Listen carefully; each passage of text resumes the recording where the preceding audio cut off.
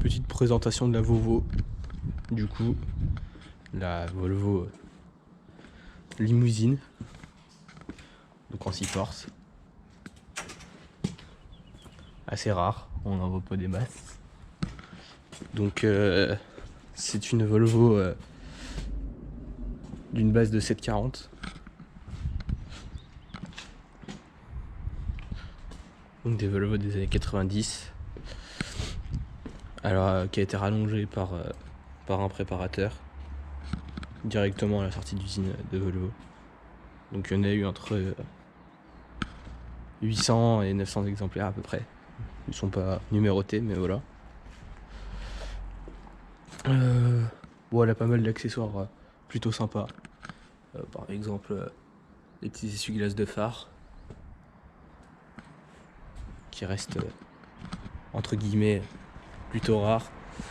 J'ai la particularité d'avoir des porte-drapeaux comme ça. Bon, j'ai pas les drapeaux, mais il y a les porte-drapeaux. Là, hop, on a fait une petite ligne sur le côté. Parce que j'avais un trou à l'échappement, une fuite à l'échappement, et du coup on a refait toutes les lignes. Voilà. Petite antenne électrique. Il n'y a pas ça sur tous les modèles. Après, ça reste une 740 entre guillemets classique. Côté intérieur.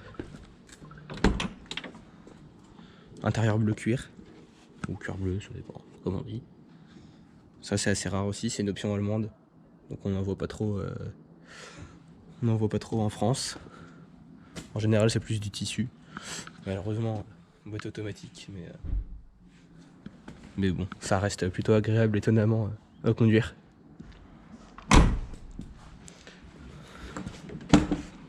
Hop. Du coup l'arrière. Alors forcément on va pas y voir grand chose. J'allume la petite lumière. Hop. Donc avec une banquette inversée. Ça a été modifié. Normalement c'est pas forcément dans ce sens là.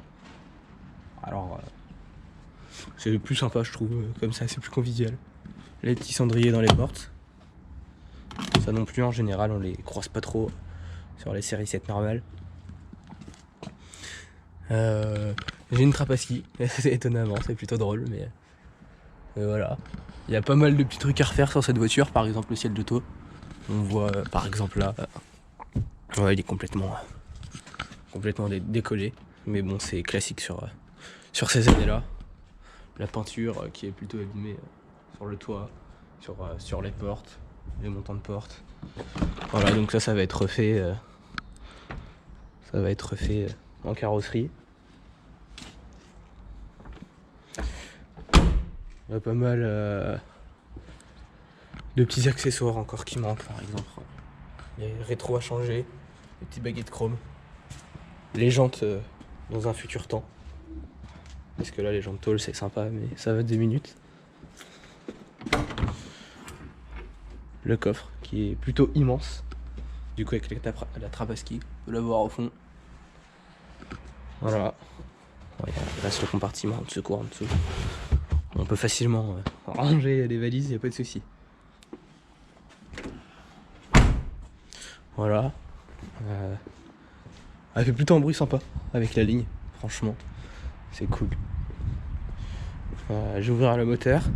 Comme ça on va pouvoir voir le fameux du coup 2 litres 3. Hop. Le compteur qui reste sympathique. Très classique de ces années-là, avec tous les boutons. L'avantage du capot avec vérin, enfin c'est des ressorts, mais ils étaient très bons chez Volvo pour ça. Donc le fameux, alors c'est un B230F, donc pas de turbo sur celui-là malheureusement, mais ça reste un 2 litres 3, donc il n'y en a pas eu non plus énormément. Il y a eu beaucoup de 2 litres tout court. Alors j'ai commencé à refaire 2-3 petites pièces en peinture, par exemple ça, les petits supports. Et, là, on va refaire de la peinture. Donc je reprends, je ne sais plus où j'en étais. Donc voilà, petit moteur sympa. On a déjà fait 2-3 suppressions de récupération d'air par exemple. J'ai déjà repeint plusieurs pièces, voilà. Et là je vais repeindre certains accessoires, par exemple la boucle arrière qui est là. Je vais faire la même chose que celle-ci. Je vais repeindre l'alternateur, le démarreur au fond. Et puis on va refaire quelque chose de propre quoi. Histoire que le moteur ressemble à quelque chose de bien propre.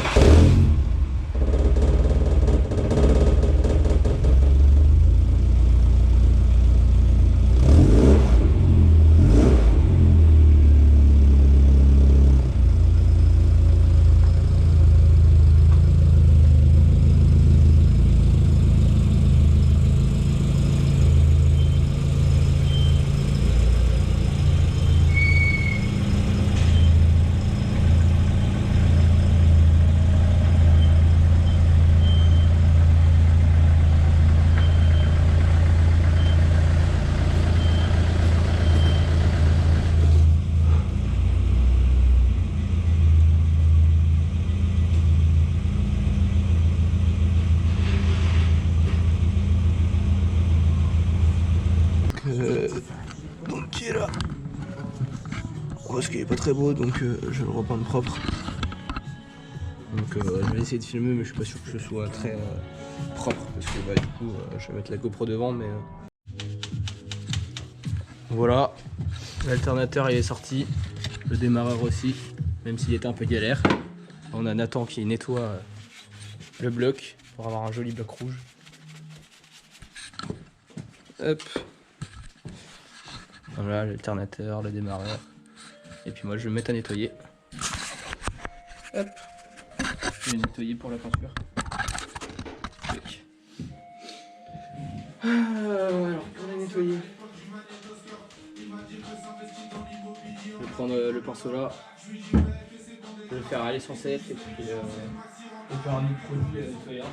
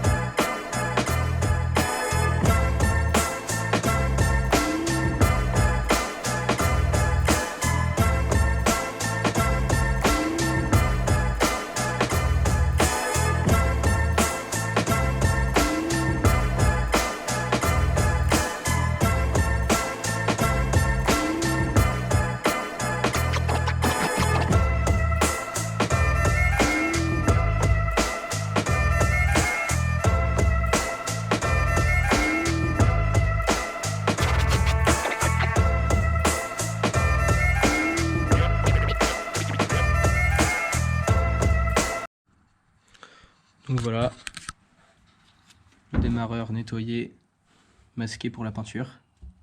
Il n'y a plus qu'à. Alternateur pareil, nettoyé, masqué pour la peinture. Là, mon masquage ici s'est enlevé, bon faut que je le remette. Tac, j'ai nettoyé ça, j'ai poncé ça au 1000. Franchement ça rend hyper clean, donc je vais le laisser comme ça pour le remontage après. Je vais juste peindre le reste. Et puis voilà quoi. Plus qu'à aller en peinture. Je filmerai sûrement en accéléré pour la peinture. Un petit accéléré rapide. Et puis voilà. Tac. Je vais le refaire propre avec un cutter. Et puis après ça partira en peinture. Du coup voilà. Ça va partir en peinture. Donc j'ai mis l'alternateur comme ça. Je le tournerai au moment voulu. Le démarreur. Et j'ai mis une petite fixation pour porter le moteur.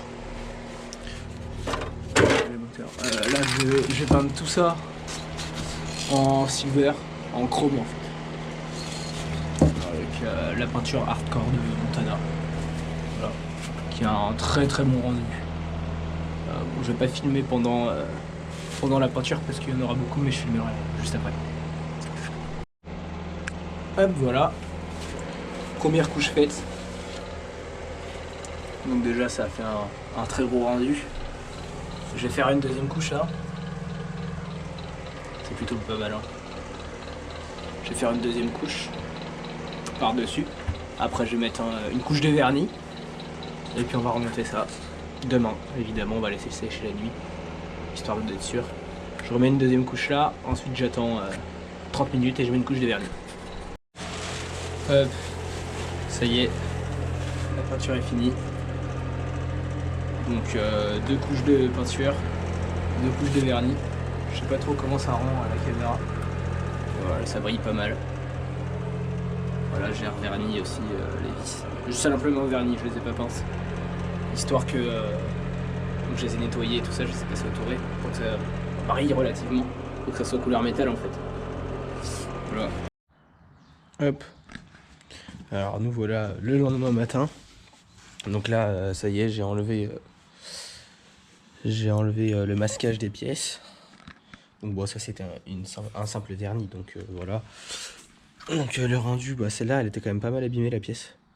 Donc on voit, il y a pas mal de petits... si le focus veut bien se faire. Pas mal de petits grains. Bon après, le rendu est plutôt pas mal.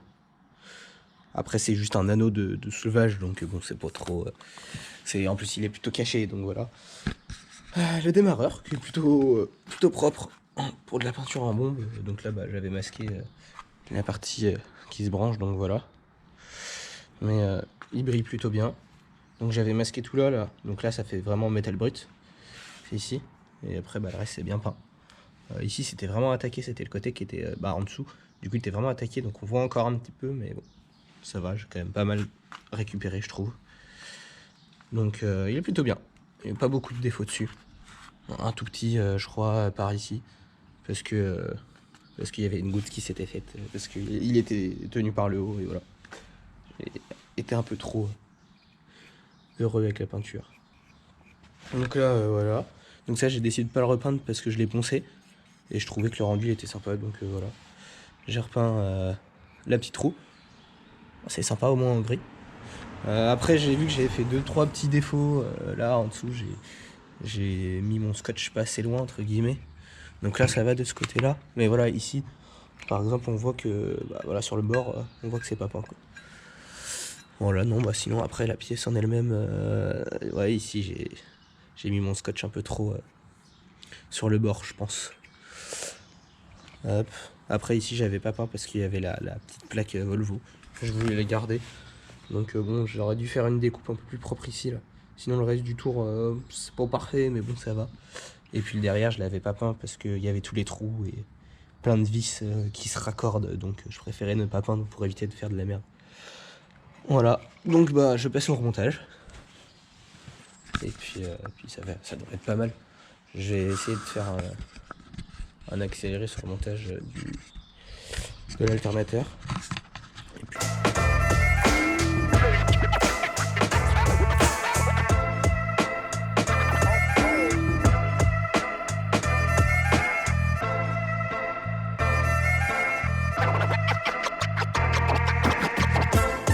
qui tourne dans le vide des vis là.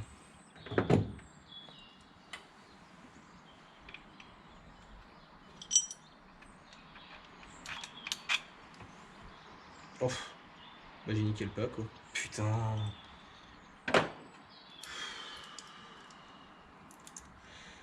Pourquoi elle tourne dans le vide cette vis de mort là? Non, ouais, ça m'a saoulé. Je vais prendre une autre vis. Je vais chercher une autre vis, c'est tant pis.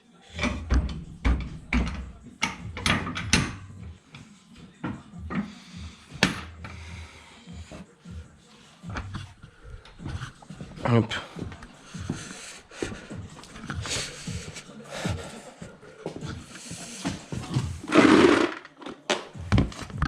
Et puis je vais essayer de chercher une vis similaire.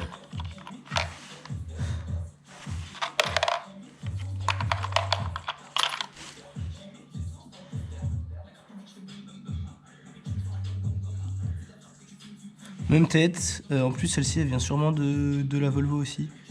Bon, elle a simplement un écrou collé là, une rondelle pardon. Sinon, j'ai quoi? J'ai ça. Bon, pareil, même tête. Même longueur. Voilà. Bon, je pense que je vais prendre celle-ci. Elle est pas mal. C'est vraiment exactement la même. Et puis voilà. Et je vais visser l'écrou. Et au moins, celle-ci, elle a pas le pas à casser, quoi. Voilà. Voilà. Donc là, hop, comme je disais, en fait, ça se tourne après. Et c'est ça qui permet de régler la tension en fait de la courroie. Plus tu mets loin, plus ça va pousser l'alternateur. Et du coup, ça va tendre plus ou moins la courroie, quoi. Voilà. Tac.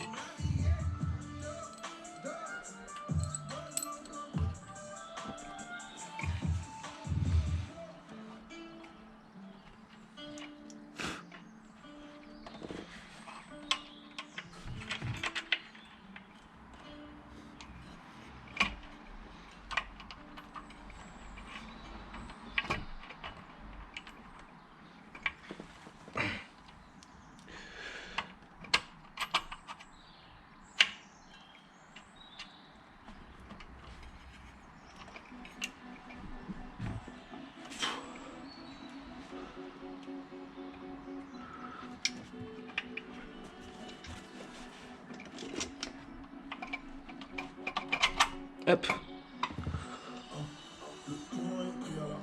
Voilà.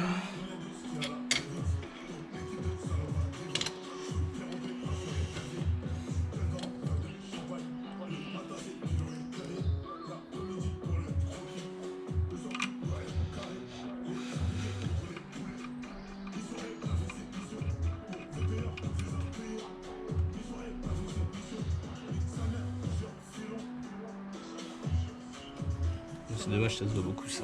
Je suis deg un peu. Ah, hop. Donc voilà. Donc là, entre guillemets.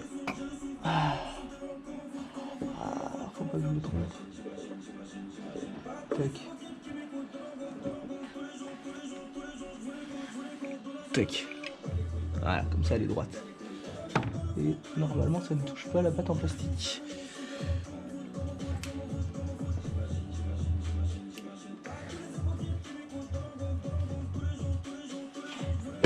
Non, c'est bon. Tac. Tu vois, ça se visse après en dessous pour tenir, quoi. Alors, j'ai été con.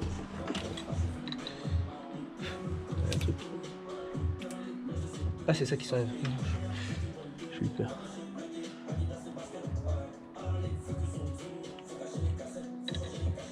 Tac. Donc.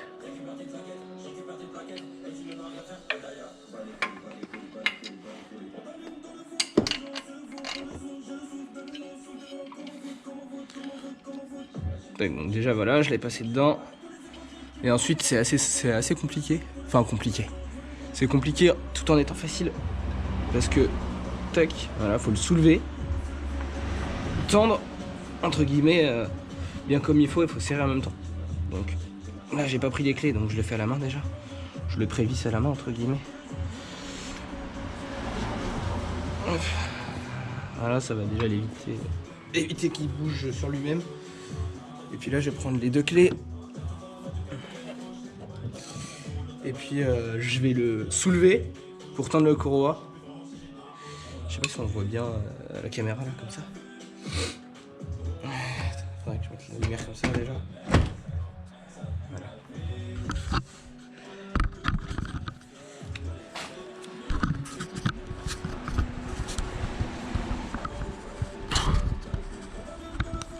Tac.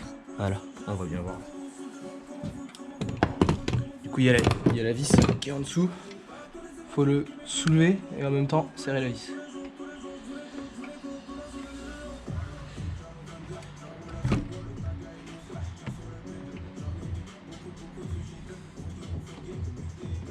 Tac.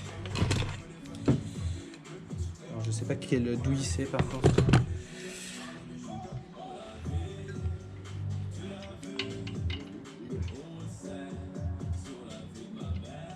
Donc c'est du 13, c'est déjà bien.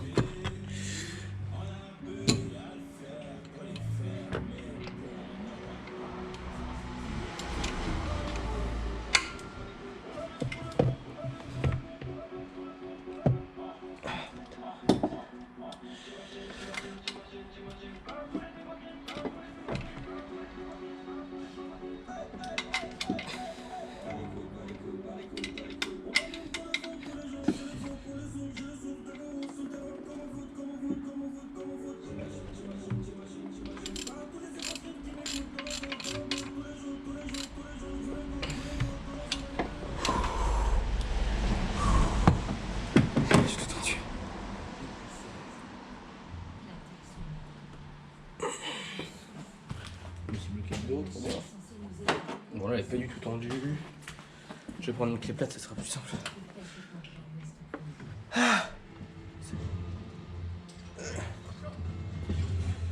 Ce que je vais faire déjà, je vais serrer celui-là avant.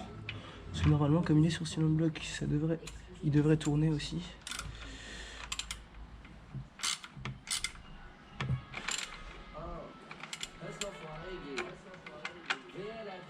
C'est pas du 13 ça, c'est pas possible. Oh putain, ça m'énerve ces clés. Oh non, c'est pas la bonne douille déjà.